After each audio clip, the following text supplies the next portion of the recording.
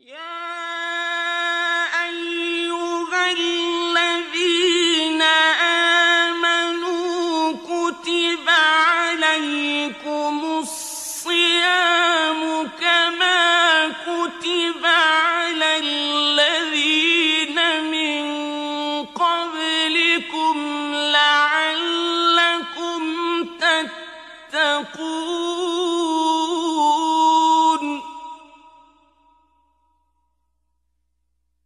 اعوذ باللہ من الشیطان اللعین الرجیم بسم اللہ الرحمن الرحیم وصلی اللہ علی محمد وعلی بیتہ الطیبین الطاہرین المعصومین۔ امیر المومنین صلوات اللہ وسلم علیہ کی بارگاہ سے قرآنی صورتوں کے فضائل کا سلسلہ سورہ انعام کی فضیلت تک پہنچا تھا۔ امام جعفر صادق علیہ السلام کے اصحاب میں سے ایک شخص امام کی خدمت میں مدینہ تشریف لایا اور کہا مولا میں حج پہ تھا اور میں ایک انتہائی موذی مرض میں مبتلا ہو گیا ہوں۔ امام علیہ السلام نے اسے کہا کہ اقم فی جوار رسول اللہ صلی اللہ علیہ وآلہ وسلم، کہ میرے نانا رسول خدا صلی اللہ علیہ وآلہ وسلم کے مقدس جوار میں تم رکے رہو، اور ایک ذکر تعلیم دیا اور ایک ورد تعلیم دیا، ایک عمل تعلیم دیا کہ اس کو انجام دو تو اللہ تمہیں اس موذی مرض سے نجات دے گا۔ فرمایا اکتب سورۃ الانعام بالعسل، کہ سورہ انعام کو شہد سے لکھو، واشربہ، اور پھر اسے پی لو، فإنہ یذھب عنک، یہ سورہ انعام کا اثر یہ ہوگا کہ تمہاری یہ موذی مرض تم سے دور ہو جائے گی۔ اور اس میں شک نہیں ہے کہ قرآن مجید کی جو تاثیر ہے وہ کسی اور چیز کی تاثیر نہیں ہے۔ ابن عباس سے منقول ہے کہ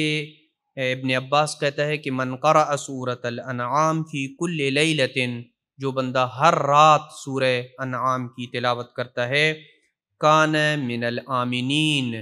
وہ بروز قیامت محفوظ ترین لوگوں میں سے ہوگا جس کے اوپر اللہ کا عذاب نہیں ہوگا۔ وَلَمْ يَرَ النَّارَ بِعَيْنِهِ أَبَدًا، وہ اپنی آنکھوں سے عذاب کو نہیں دیکھے گا، آگ کو نہیں دیکھے گا۔ عذاب میں مبتلا ہونا تو دور کی بات ہے، وہ اپنی آنکھوں سے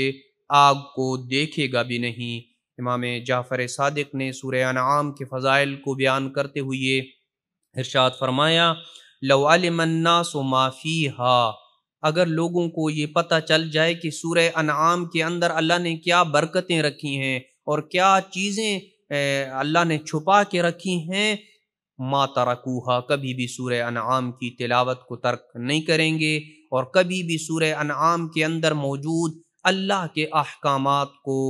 پس پشت نہیں ڈالیں گے اور اس کے اوپر عمل کریں گے۔ دعا ہے کہ اللہ سبحانہ وتعالی بحق امیر المؤمنین ہمیں موجودہ صورتحال میں اس مرض سے سورہ انعام کی برکت سے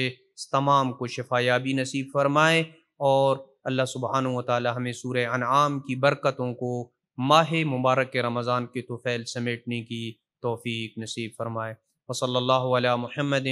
وعلی بیتہ الطیبین الطاہرین المعصومین۔